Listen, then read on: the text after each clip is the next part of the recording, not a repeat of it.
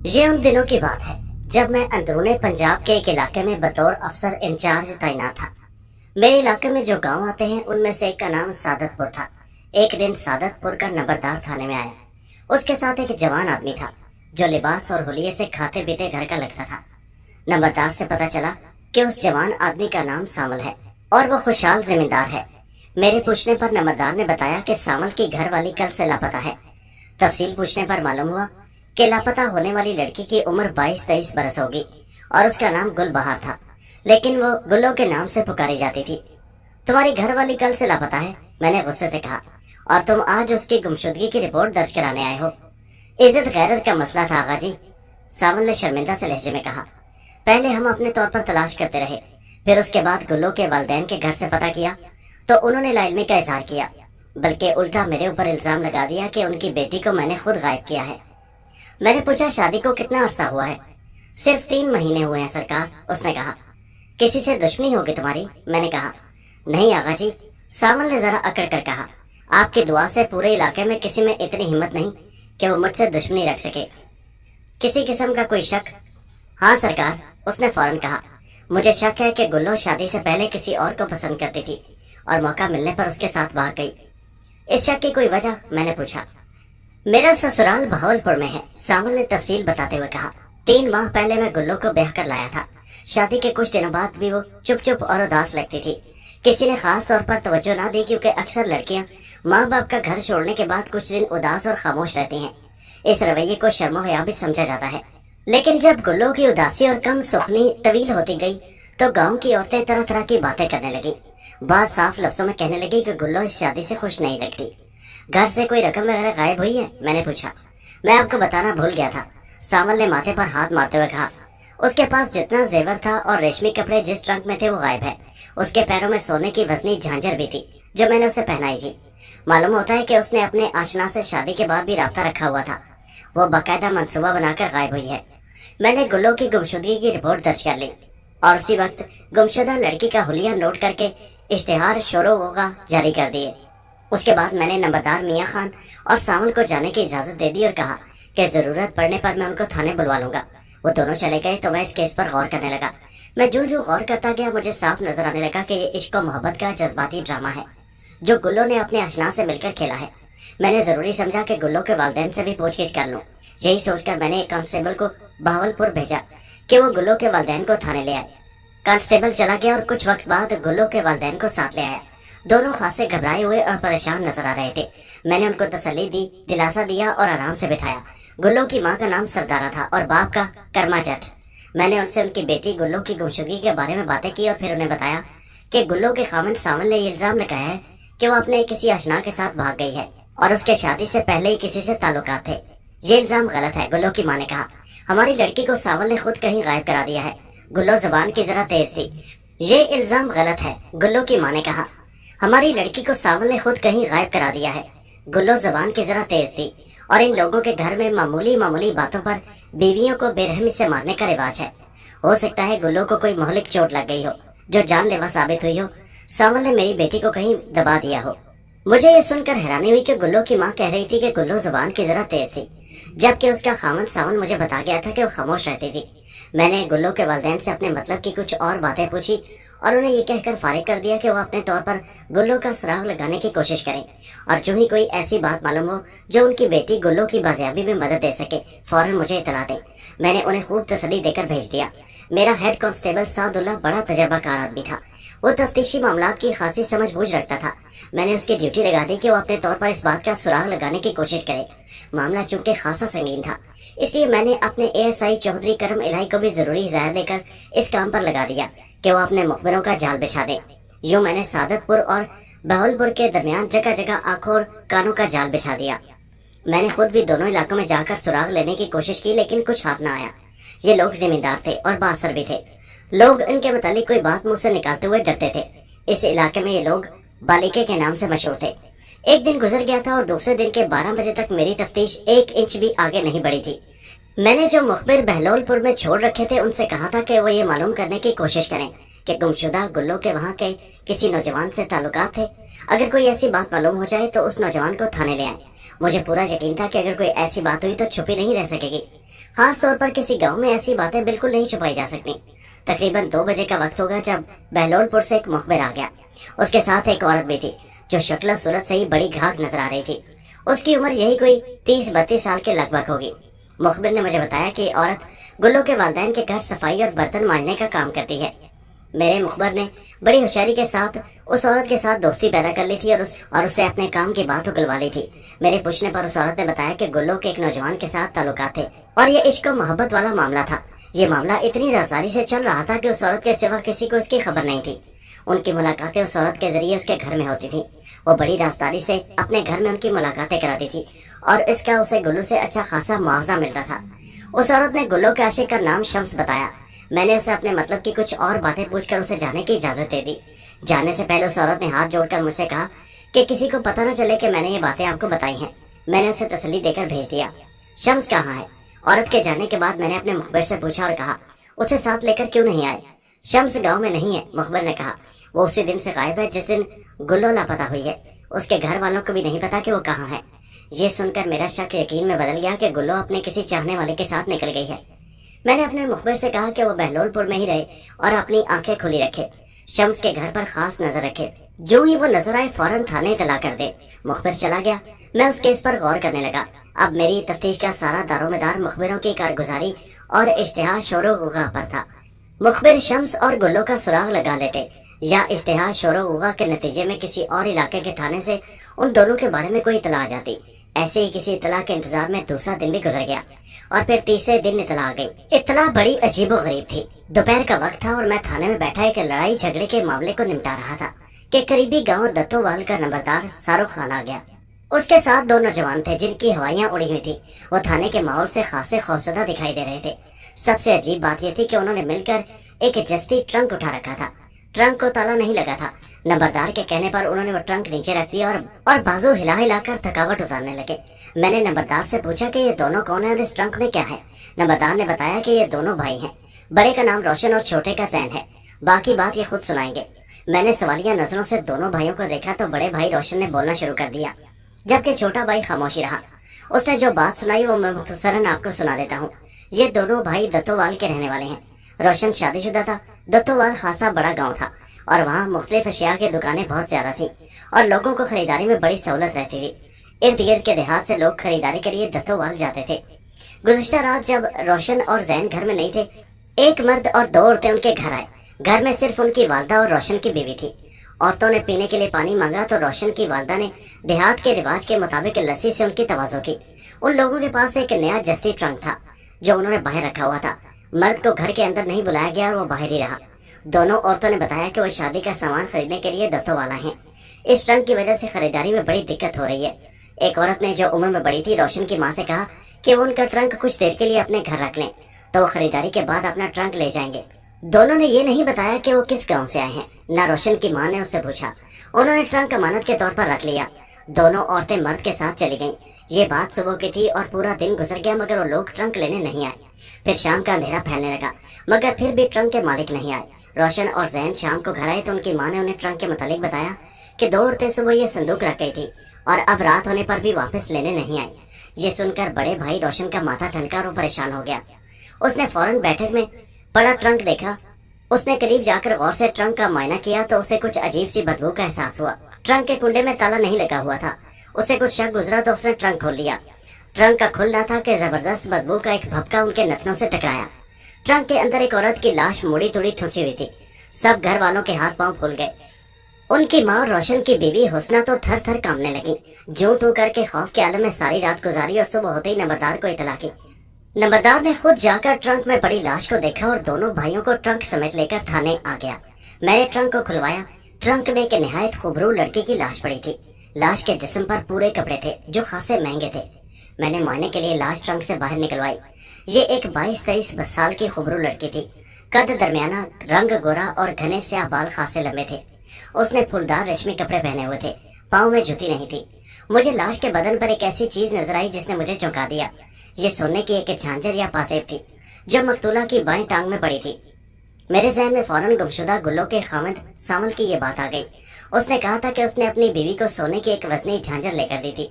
अब उस लड़की की लाश के पाँव में भी झांझर नजर आ रही थी। اس سے میرے ذہن میں یہ خیال پیدا ہوا کہ ہو سکتا ہے یہ سامل کی لاپتہ بیوی گلو کی لاش ہو۔ یہ تو بعد میں تصدیق کرنے پر ہی پتہ چلنا تھا۔ میں نے لاش کا نظری معائنہ کر کے نقشہ صورتحال مرتب کیا۔ مقتولہ کو کسی تیز دھار آلے سے ذبح کیا گیا تھا اور اس کی شارہ کٹی ہوئی تھی۔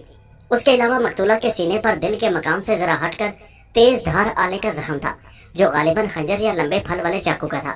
میں نے روشن سے پوچھا کہ اس کی ماں اور بیوی ٹرنک رکھ کر جانے والی عورتوں اور مردوں کو شناخت کر لیں گے؟ میں نے یہ بات ان سے پوچھی تھی۔ روشن نے کہا۔ اس کے جواب میں دونوں ایک دوسرے کا منہ تکنے لگے۔ پھر میری بیوی نے بڑے سوچ بچار کے بعد کہا کہ ان عورتوں میں ایک بڑی عمر کی تھی، اس کے ماتھے پر ایک سیاہ رنگ کا مسا نمایاں تھا۔ سامنے آنے پر وہ اس عورت کو پہچان لگی۔ میرے لیے نئی پریشانی کھڑی ہو گئی تھی۔ گمشدگی کے کیس کی تفتیش کرتے کرتے قتل کے کیس سے پالا پڑ گیا تھا۔ میں نے فوری طور پر لاش کو پوسٹ مارٹم کے لیے بھجوا دیا۔ اس سے پہلے میں نے فوٹوگرافر کو بلا کر لاش کی تصویریں بنوا لی اور جسم پر موجود نشانات نوٹ کر لیے۔ میرے 2 کانسٹیبل محمد حسن اور غفور لاش کے ساتھ چلے گئے۔ اس کام سے فارغ ہو کر میں نے روشن اور اس کے بھائی زین کی طرف توجہ دی۔ ان دونوں کے بیان پر ہی میں نے اعتبار نہیں کرنا تھا جب تک مکمل انکوائری نہ کر لیتا۔ میں نے دونوں بھائیوں کو مشتبہ بٹھا لیا اور نمبردار سے کہا کہ وہ اپنے گاؤں میں نظر رکھے اور کسی قسم کا سراغ لینے کی کوشش کرے۔ اس کے بعد میں نے روشن کی ماں اور اس کی بیوی حسنہ کو بھی تھانے بلانے کا فیصلہ کر لیا۔ لاش چونکہ دونوں بھائیوں نے پیش کی تھی، اس لیے میں نے احتیاطاً شک کی بنا پر دفعہ 54 میں انہیں گرفتار کر لیا تھا۔ یہ گرفتاری تفتیشی امکانات کو سامنے رکھ کر کی گئی تھی۔ انسان جرم کرتے وقت کتنی ہی عقل مندی کا مظاہرہ کرے، جرم چھپ نہیں سکتا۔ انسان کا قتل ہضم کرنا مشکل کام ہوتا ہے۔ میں نے پولیس سروس میں ایسے بے شمار کیسوں کی تفتیش کی ہے جن میں سگے رشتوں کا خون سفید ہو گیا اور مجرم عدالت کی سزا سے بچ گئے، مگر وہ بعد میں قدرت کے قانون سے بچ نہ سکے۔ میں اس کیس پر غور کر رہا تھا اور مجھے پوسٹ مارٹم رپورٹ کا بھی انتظار تھا۔ ہیڈ کانسٹیبل سعد اللہ نے مجھے مشورہ دیا کہ 2 دن پہلے جو آدمی اپنی بیوی کی گمشدگی کی رپورٹ درج کروانے گیا تھا، اس کو بلوا کر لاش کی شناخت کروائی جائے۔ سعد اللہ ہیڈ کانسٹیبل تھا، لیکن اس کا ذہن کسی تفتیشی افسر کی طرح چلتا تھا۔ میں اس کے مشورے پر بہت خوش ہوا۔ یہ خیال مجھے بھی آ جانا تھا، لیکن اگر دیر سے آتا اور لاش دفن ہو چکی ہوتی تو پھر شناخت کرانا مسئلہ بن جاتا۔ میں نے اسی وقت کانسٹیبل کو ساول کے گاؤں بھیج دیا کہ وہ ساول کو اور نمبردار کو اپنے ساتھ لے آئے۔ تھوڑی دیر بعد وہ کانسٹیبل جو لاش کو پوسٹ مارٹم کرنے کے لیے لے گئے تھے، وہ پوسٹ مارٹم رپورٹ لے کر آ گئے۔ ڈاکٹر نے بھی وہی 2 زخم لکھے تھے جو میں بیان کر چکا ہوں۔ موت کی وجہ تیز دھار آلے سے شاہ رگ کا کٹنا لکھی تھی۔ ایک نئی بات جو ڈاکٹر نے لکھی تھی وہ یہ تھی کہ مقتولہ کنواری نہیں تھی بلکہ حاملہ تھی۔ آج اتنے برس گزر جانے کے بعد ٹھیک یاد نہیں کہ ڈاکٹر نے کتنے ماہ کا حمل بتایا تھا۔ بس اتنا یاد ہے کہ ابھی بچے میں زندگی کے آثار پیدا نہیں ہوئے تھے، یعنی حمل کے ابتدائی مہینے تھے۔ جس کانسٹیبل کو میں نے سامل کو لانے کے لیے بھیجا تھا وہ آ گیا۔ سامل اس کے ساتھ نہیں تھا۔ اس نے بتایا کہ سامل گاؤں میں کہیں نہیں ملا۔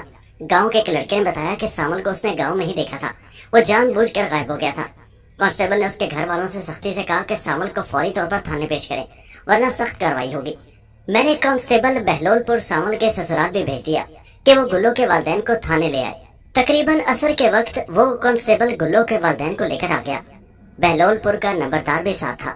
لاش پوسٹ مارٹم کے بعد آ گئی تھی۔ میں نے دونوں میاں بیوی کو لاش دکھائی۔ لاش دیکھتے ہی ماں نے سینہ کو بھی شروع کر دی اور دانے مار مار کر رونے لگی۔ میں نہ کہتی تھی، اس نے بلکتے ہوئے کہا کہ ساول نے میری بیٹی کو مار دیا ہوگا۔ ماں کے دل دہلا دینے والے بیان ثابت کر رہے تھے کہ یہ لاش مفقود الخبر گلو کی ہے۔ گلو کے والد اور گاؤں کے نمبردار نے بھی لاش کو شناخت کر لیا۔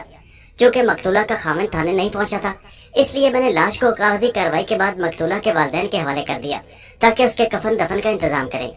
اگر تفتیشی نقطہ نظر سے دیکھا جائے تو قتل کی واردات تقریباً واضح تھی۔ ابھی اصل مرحلہ یہ تھا کہ قاتل کو پکڑ کر اس کے خلاف ثبوت بھی حاصل کرنے تھے۔ ایک خیال یہ تھا کہ گلو کو اس کے اشنا نے ہی نہ قتل کر دیا ہو، لیکن اس کی کوئی معقول وجہ سمجھ میں نہیں آ رہی تھی۔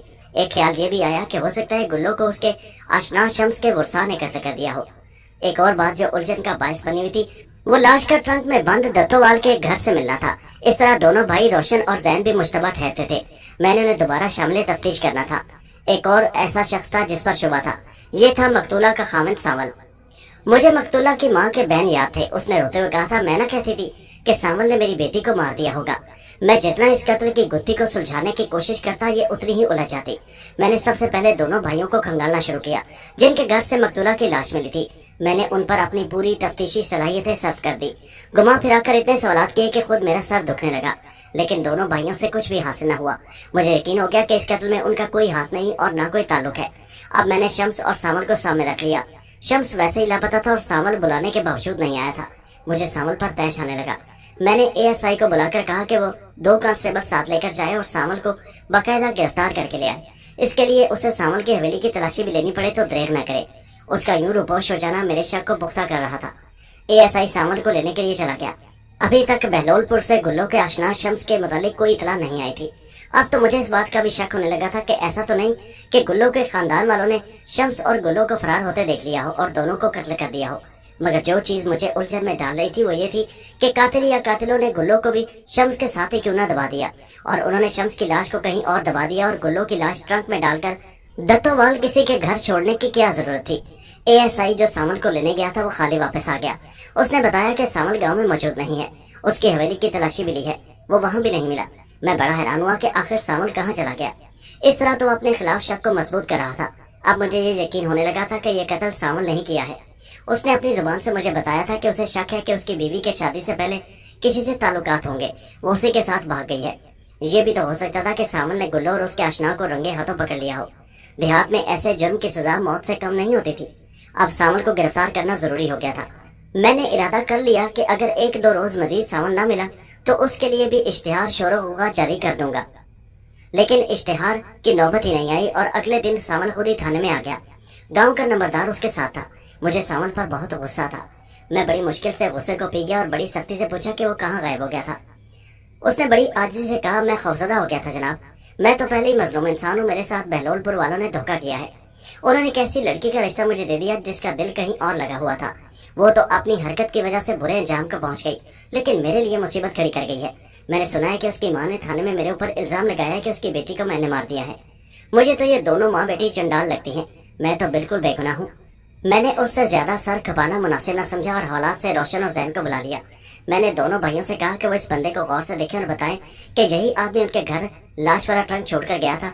ہم تو اس وقت گھر میں تھے ہی نہیں مائی باپ۔ روشن نے کہا، ہم کیسے نشاندہی کر سکتے ہیں؟ جو عورتیں اور مرد ٹرنک رکھ کر گئے تھے ان کو صرف میری ماں اور بیوی نے دیکھا تھا، وہی شناخت کر سکتی ہیں۔ بہتر ہوگا آپ ان کو بلوا لیں۔ میں نے اسی وقت ایک کانسٹیبل سے کہا کہ وہ تانگا لے کر دتووال جائے اور جتنی جلدی ہو سکے روشن کی ماں اور گھر والی کو ساتھ لے آئے۔ کانسٹیبل اسی وقت چلا گیا اور صرف آدھے گھنٹے بعد دونوں عورتوں کو ساتھ لے کر آ گیا۔ میں سامل پر نظر رکھے ہوئے تھا۔ وہ خاصا پریشان نظر آ رہا تھا۔ ان عورتوں کو دیکھ کر وہ ادھر ادھر یوں ہی گردن گھمانے لگا۔ میں نے دونوں عورتوں سے کہا کہ وہ اس آدمی کو غور سے دیکھیں اور بتائیں کہ جو عورتیں ان کے گھر ٹرنک چھوڑ گئی تھی یہ ان کے ساتھ تھا یا نہیں۔ ہم نے ان کے ساتھ اس آدمی کو نہیں دیکھا تھا، روشن کی ماں نے کہا۔ دونوں عورتوں میں سے ایک عورت لسی کا گلاس باہر لے گئی تھی۔ ہم نے صرف عورتوں کو دیکھا تھا۔ عورتوں کی بات سن کر سامل کے چہرے پر رونق لوٹ آئی۔ آپ مجھ پر خواہ شک کر رہے ہیں آغا صاحب، سامل نے کہا، حالانکہ ظلم میرے ساتھ ہوا ہے۔ اگر وہ عورتیں سامنے آ جائیں تو ان میں سے ایک کو میں پہچان لوں گی، روشن کی بیوی حسنہ نے کہا۔ اس کی پیشانی پر موجود مسا ہی اس کی پہچان ہے۔ مجھے پانی پلا دو۔ اچانک سامل بول اٹھا، بڑے زور کی پیاس لگی ہے۔ پھر وہ خود کلامی کے انداز میں بولنے لگا، خواہ مخواہ شادی کر لی، یہ شادی کر کے مصیبت میں پھنس گیا ہوں، شادی نہ ہی کرتا تو اچھا تھا۔ پھر وہ بے چینی سے ادھر ادھر دیکھنے لگا۔ میں سامل کی حرکات نوٹ کر رہا تھا۔ اس کی بے چینی اور گھبراہٹ سے صاف ظاہر ہو رہا تھا کہ دال میں کچھ کالا ضرور ہے، یا پھر پوری دال ہی کالی ہے۔ ابھی میں اگلے قدم کے بارے میں سوچ ہی رہا تھا کہ ہیڈ کانسٹیبل سعداللہ بول پڑا۔ آپ ایسا کیوں نہیں کرتے؟ سعداللہ نے کہا کہ ان دونوں عورتوں کو ساتھ لے کر سعادت پور سامل کی حویلی میں چلے جائیں، وہاں ان عورتوں سے سامل کے گھر کی عورتوں کی شناخت کرا لی جائے۔ مجھے سعداللہ کی یہ تجویز بہت پسند آئی۔ میں نے سعداللہ اور 4 کانسٹیبلوں کو ساتھ لیا اور اسی وقت سعادت پور سامل کی حویلی کو روانہ ہو گیا۔ وہاں پہنچے تو سامل نے کہا کہ وہ حویلی کی عورتوں کو بتا دے کہ پولیس والے آئے ہیں۔ وہ حویلی میں چلا گیا اور تھوڑی دیر بعد باہر آ گیا۔ میرے گھر کی تمام عورتیں اندر موجود ہیں، سامل نے کہا، آپ اندر آ کر شناخت کروا لیں۔ میں دونوں عورتوں کو لے کر اندر چلا گیا اور کانسٹیبلوں کو باہر ہی کھڑا رہنے کو کہا۔ میں نے دونوں عورتوں سے کہا کہ وہ سامل کے گھر میں موجود تمام عورتوں کو غور سے دیکھیں اور بتائیں کہ ان میں وہ عورت ہے یا نہیں۔ دونوں نے سامل کے گھر کی عورتوں کا بغور ملاحظہ کیا اور پھر نفی میں سر ہلا کر کہا کہ وہ عورت ان میں موجود نہیں ہے۔ میری ساری امیدوں اور اندازوں کی عمارت دھرام سے گر پڑی۔ اس خبر سے مجھ پر مایوسی طاری ہو گئی۔ قتل کا ایک پیچیدہ کیس حل ہوتے ہوتے رہ گیا تھا۔ نمبردار بھی وہیں موجود تھا۔ وہ بڑا اصرار کر کے مجھے اپنے حجرے یعنی عوامی مہمان خانے میں لے گیا۔ میں وہاں ذرا سستانے کے لیے گاؤں تکیے سے ٹیک لگا کر پلنگ پر نیم دراز ہو گیا۔ نمبردار نے ٹھنڈی اور میٹھی لسی سے تواضع کی تو دماغ میں سکون سا محسوس ہوا۔ میں تکیے سے ٹیک لگائے اس کیس کے واقعات پر غور کرنے لگا۔ حجرے کا دروازہ میرے دائیں طرف تھا اور وہ آدھا کھلا ہوا تھا۔ مجھے یوں لگا کہ دروازے کے سامنے سے کوئی گزرا ہے۔ میں نے کوئی اہمیت نہ دی۔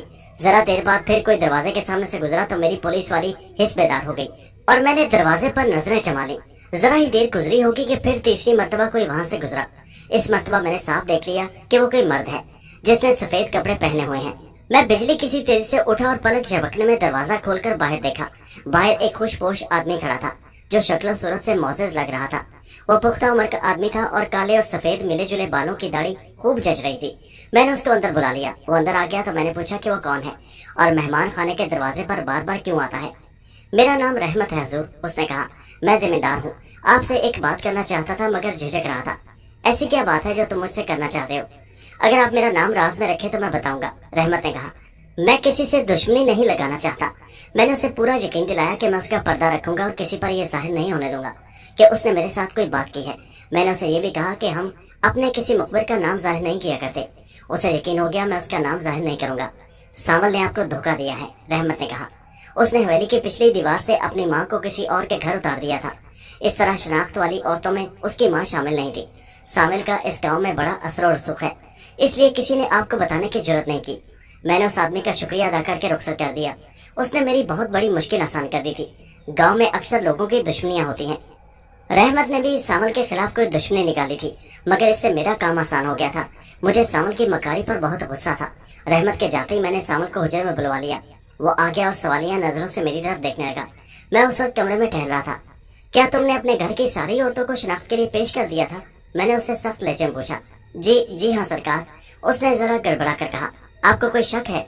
मैं टहलते टहलते उसके करीब आया और एक जोरदार थप्पड़ उसके बाएं गाल पर मारा। मैं अपनी तारीफ करना अच्छा नहीं समझता, लेकिन इतना जरूर कहूंगा कि अल्लाह ने बहुत अच्छी सेहत और कद बुद्ध दिया है। मेरा थप्पड़ खाकर वो फर्श पर गिर पड़ा। अभी वो जमीन पर हाथ रख कर उठने ही लगा था कि मैंने अपना भारी भरकम बूट उसके हाथ पर रख दिया और दबाव डालने लगा। वो दर्द की शिद्दत से तड़पने लगा। तुम्हारी माँ कहाँ मर गई है? मैंने उसकी आंखों में आंखें डालकर कहा। उसे फौरन हाजिर करो। मेरे सवाल सुनकर सावल के चेहरे पर छाए तकलीफ के आसार हैरत में बदल गए और वो भनचक्का सा रह गया। मेरी बहन बीमार है, सावल ने कहा। वो उसकी तीमारदारी के लिए गई है। अपनी माँ को पेश कर दो। मैंने उसके हाथ पर से अपना बूट उठाते हुए कहा, वरना तुम्हारी जान नहीं छूटेगी। आप मेरी एक अर्ज सुन लें। सावल ने खड़े होकर अपना हाथ सहलाते हुए कहा, मेरी माँ को ना बुलवाएं। आप जैसे चाहें कि मैं आपको खुश कर दूंगा। उसकी ये बात सुनकर मैं बहुत खुश हुआ कि अब यह केस हल होने वाला है। आप शायद ये पढ़कर हैरान होंगे कि मैं केस हल होने पर खुश हो रहा था या रिश्वत मिलने पर। मैं आपको असल वजह बताता हूँ। ये आज से तकरीबन 48 साल पहले के जमाने की बात है।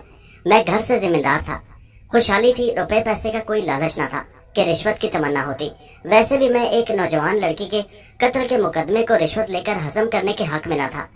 उन वक्तों में जो केस जरा पेचीदा और मुश्किल होता था, उसको हम बड़ी दिलचस्पी से हल करने की कोशिश करते थे और मुश्किलात से लुत्फ अंदोज होते थे। बाद में ऐसे केसों को हम अपना कारनामा ख्याल करते थे। आजकल मेरे ही अजीज पुलिस वाले हैं जो मोटर काने रखने के शौकीन हो गए हैं। हर तरफ रातों रात दौलतमंद बनने की दौड़ लगी है। रिश्वत का दौर दौरा है। अफसोस के मेरा प्यारा मुल्क किधर जा रहा है। हुकूमत को भी ये बात तस्लीम कर लेनी चाहिए कि पुलिस वाले जितनी ड्यूटी देते हैं उसके मुकाबले में उनकी तनख्वाहें बहुत कम है। ये भी रिश्वत की एक वजह है। मैं तुम्हारा नजराना कबूल कर लूंगा, मैंने कहा। पहले तुम अपनी माँ को पेश कर दो, फिर लेने देने की बात करेंगे। मेरे साफ इनकार न करने पर सावल पुरुमीद हो गया। उसने बताया कि फलां घर में उसकी माँ बैठी है, किसी को भेजकर बुलवा लें। मैंने किसी कांस्टेबल को भेजने के बजाय नंबरदार के घर की एक मुलाजमा को भेजा कि वो फलां घर में जाए और सावल की माँ को ये कहकर साथ ले आए कि सावल बुला रहा है। जरा देर बाद में वो मुलाजमा एक उधेड़ औरत को साथ लेकर हुजरे में आ गई। हुजरे में एक थानेदार को देखकर उसका रंग एकदम उड़ गया। मैंने सबसे पहले जो चीज नोट की वो उसकी पेशानी पर मौजूद मसा था। वो एक भारी भरकम औरत थी। उसके चेहरे के नकूश से सख्ती और करख्तगी झलकती थी। मैंने रोशन की माँ और बीवी को वहीं बुलवा लिया। जो ही वो हुजरे में दाखिल हुई, उनकी नजर सावल की माँ पर पड़ी तो चौंक गई। यही है वो मकार बुढ़िया, हुस्ना ने कहा। यही ट्रंक हमारे घर में रख गई थी। मेरे शौहर और देवर को उसके वक्त की वजह से हवालात में रहना पड़ा है। केस मुकम्मल हो गया, राज खुल गया था। आगे मेरा काम था। मैंने सावल और उसकी माँ को गिरफ्तार कर लिया और उन्हें लेकर थाने आ गया। मैंने थाने पहुंचकर सबसे पहला काम जो किया वो ये था कि फौरी तौर पर इलाका मजिस्ट्रेट से इजाजत लेकर शक में पकड़े गए दोनों भाइयों रोशन और जैन को डिस्चार्ज कर दिया। सावल और उसकी माँ को ज़ेरे दफा 54 गिरफ्तार करके 7 दिन के जिस्मानी रिमांड के लिए इलाका मजिस्ट्रेट के पास भिजवा दिया। मजिस्ट्रेट ने 7 दिनों का रिमांड दे दिया। मैंने तफ्तीश शुरू कर दी। सावल ने मुझे रिश्वत पेश करके तकरीबन इकबाल जुर्म कर ही लिया था। मैंने आखिरी वक्त तक सावल को ये यकीन दिलाए रखा कि कुछ दे दिलाकर उसकी जान छूट जाएगी। मैंने उस्तादी तरीकों से उसे बयान देने पर राजी कर लिया। उसे चूंकि यकीन था कि नजराना देकर वो अपनी गर्दन बचा लेगा, इसलिए उसने इकबाली बयान दे दिया। सावल ने जो बयान दिया वो मैं गैर जरूरी तफसीलात हज़फ करके सुना देता हूँ। सादतपुर वाले और बहलोलपुर वाले बालिके कहलाते थे। ये एक ही बिरादरी से ताल्लुक रखते थे। बालिके दरअसल एक मशहूर कबीला है। ये लोग आपस में ब्याह शादियां करते थे। सावल की शादी बहलोलपुर के करमो जट नामी जिम्मेदार की बेटी गुल्लो से हो गई। गुल्लो बहुत खूबसूरत थी, मगर शादी के बाद उसने चुप चुप और उदास रहना शुरू कर दिया। किसी के बुलाने पर बोलती थी, वरना चुप ही रहती थी। हर वक्त खोई खोई सी रहती। पहले तो सामल और उसके घर वालों ने तवज्जो न दी, मगर फिर जब गांव की औरतों ने तरह तरह की बातें बनानी शुरू की तो सामल के दिल में शक के बिच्छू ने अपने पंजे काट दिए। उसे शक होने लगा कि उसकी बीवी गुल्लो उसे नहीं चाहती, बल्कि शादी से पहले किसी और को चाहती होगी। सामल ने अपने बयान में कहा कि हमारा खानदान बहलोलपुर वालों की निस्बत बहुत ज्यादा खुशहाल और दौलतमंद है। गुल्लो के घर वालों ने बेटी की मर्जी मालूम किए बगैर दौलत देकर अपनी बेटी हमारे सर मंड दी। गुल्लो कभी कभार शाम को बाहर भी निकल जाती थी। वो अक्सर बताए बगैर बाहर जाती थी। सामल की माँ ने अपने बेटे से कहा कि अपनी बीवी को संभालो, इसके तौर तरीके ठीक नहीं है। एक रोज रात गए सामल अपनी जमीनों के मगरबी किनारे के करीब पहुंचा तो उसे दरख्तों के झुंड में दो साए नजर आए। खदोखाल से साफ पता लग रहा था कि एक औरत है और दूसरा मर्द। सामल को कुछ शक गुजरा और वो दबे पांव उनकी तरफ बढ़ने लगा। जरा करीब जाकर उसने ललकारा तो मर्द ने उस पर लाठी से हमला कर दिया। सामल ने बड़ी फुर्ती से वार बचाया और बर्छी से जवाबी वार किया, जो मुकाबले की टांग पर लगा, मगर ये वार ज्यादा जोरदार नहीं था। वो आदमी मुकाबले पर ठहरने के बजाय बिजली की सी तेजी से कमाद के करीबी खेतों में घुस गया। वो भाग गया था। सामल ने औरत को करीब जाकर देखा तो वो गुल्लो थी, जो खड़ी थर थर कांप रही थी। उसके पास एक ट्रंक पड़ा था जिसमें तमाम जेवर और कीमती कपड़े रखे हुए थे। वो अपने आशिक के साथ फरार हो रही थी। सामल उसको पकड़कर घर ले आया और काट कबाड़ से भरे एक कमरे में बंद कर दिया। उसने अपनी माँ को तमाम सूरत-ए-हाल बताई। दोनों माँ बेटे ने मशवरा करके गुल्लो को खत्म करने का फैसला कर लिया। सामल ने टोका लेकर उसकी गर्दन काट दी। गुल्लो तड़प रही थी कि उसने करीब पड़ी बर्छी उठाकर उसके सीने में उतार दी। अब लाश को ठिकाने लगाने का मरहला था। यहाँ आकर उन दोनों माँ बेटों की मौत मारी गई और उन्हें कुछ समझ न आया कि लाश कैसे छुपाएं। आखिर सामल ने लाश को ट्रंक में डाला और अपनी माँ और बावज को लेकर बैलगाड़ी में बैठकर दत्तोवाल चले गए। सामल का ख्याल था कि वहीं कहीं ट्रक रखकर निकल आएंगे, मगर फिर जब वो रोशन और जैन के घर से लस्सी पी रहे थे तो उन्होंने ट्रंक उनके घर रखवा दिया और वहां से निकल आए। मैंने सामल का इकबाल जुर्म तहरीर करके उस पर उसका अंगूठा लगा लिया। फिर मैंने उसे आला कत्ल बरामद कराने को कहा तो उसने बताया कि वो उसने अपने घर में छुपा रखा है। मैं उसे साथ लेकर उसकी हवेली में चला गया। मैंने नंबरदार और एक दो मोअज़्ज़िज़ आदमियों को साथ ले लिया। उन मोअज़्ज़िज़ गवाहों की मौजूदगी में सामल ने काट कबाड़ से भरे कमरे से टोका और बर्छी निकालकर मुझे दी। मैंने मौका के मुताबिक कागजी कार्रवाई की और गवाहों से आला कत्ल की बरामदगी पर दस्तखत करवाए। जहाँ गुल्लो को कत्ल किया गया था वहाँ सफाई के बावजूद खून आलूद मट्टी मौजूद थी। मैंने ये मट्टी भी खुरच कर पार्सल बना लिया और सर बमोहर कर दिया। उसके बाद मैंने सामल की माँ से बयान लिया, जो सामल के बयान की तस्दीक करता था। मैंने उससे पूछा कि उनके साथ दूसरी औरत कौन थी। उसने बताया कि दूसरी औरत उसकी बड़ी बहू थी। मैंने उसे भी थाने बुलवा लिया। उसने बयान दिया कि इस कत्ल से उसका कोई ताल्लुक नहीं है। उसे सारे हालात मालूम थे। उसने छुपकर गुल्लो के कत्ल का सारा मंजर देखा था। मैंने उस औरत को डरा धमका कर वादा माफ गवाह बनने को कहा, जिस पर वो बखुशी तैयार हो गई। फिर एक दिलचस्प बात यह हुई कि जब मैं मुकदमा तैयार करके केस अदालत में पेश करने की तैयारी कर रहा था कि एक दिन सुबह सवेरे एक जवान आदमी थाने में मेरे पास आ गया। उसने जब अपना नाम बताया तो मैं चौंक उठा। वो शमस था, गुल्लो का आशना। उसने एतराफ किया कि वो और गुल्लो एक दूसरे को चाहते थे, मगर बिरादरी मुख्तलिफ होने की वजह से उनकी शादी नहीं हो सकती थी। फिर गुल्लो की शादी सामल से हो गई और हंसने खेलने वाली गुल्लो को चुप लग गई। शमस गुल्लो से मिलने के लिए अक्सर सादतपुर चला जाता था। गुल्लो उससे मिलती थी और रो रो कर कहती थी उसे अपने साथ ले जाए। आखिर शमस से गुल्लो की हालत बर्दाश्त न हुई और उन्होंने भाग निकलने का फैसला कर लिया। उसके बाद जो कुछ हुआ मैं सुना चुका हूँ। शमस ने बताया कि वो इस डर से गायब हो गया था कि टांग के जख्म की वजह से पहचाना जाएगा और सामल उसे कत्ल करा देगा। अब उसे पता लगा था कि गुल्लो कत्ल हो गई है तो वो सामल के खिलाफ बयान देने आया था। मैंने उसका बयान ले लिया और उसे गवाही के लिए भी तैयार कर लिया। उसने कहा कि वो अपनी गुल्लो के कातिल को फांसी दिलवाने के लिए जरूर गवाही देगा। गुल्लो के जिक्र करते हुए उसकी आंखों में आंसू आ गए थे, मगर मुझे उस बुज़दिल आशिक के साथ कोई हमदर्दी नहीं थी। वो अपनी महबूबा को मौत के मुंह में छोड़कर अपनी जान बचाने के लिए भाग निकला था। अब वो मगरमच्छ के आंसू बहा रहा था। मैंने केस बड़ा मजबूत बनाया था, सबूत भी मुहैया किए थे, वादा माफ गवाह भी मौजूद थी। शमस की गवाही भी बड़ी अहम थी। अदालत ने सामल को उम्र कैद और उसकी मां को 7 साल सजा सुनाई।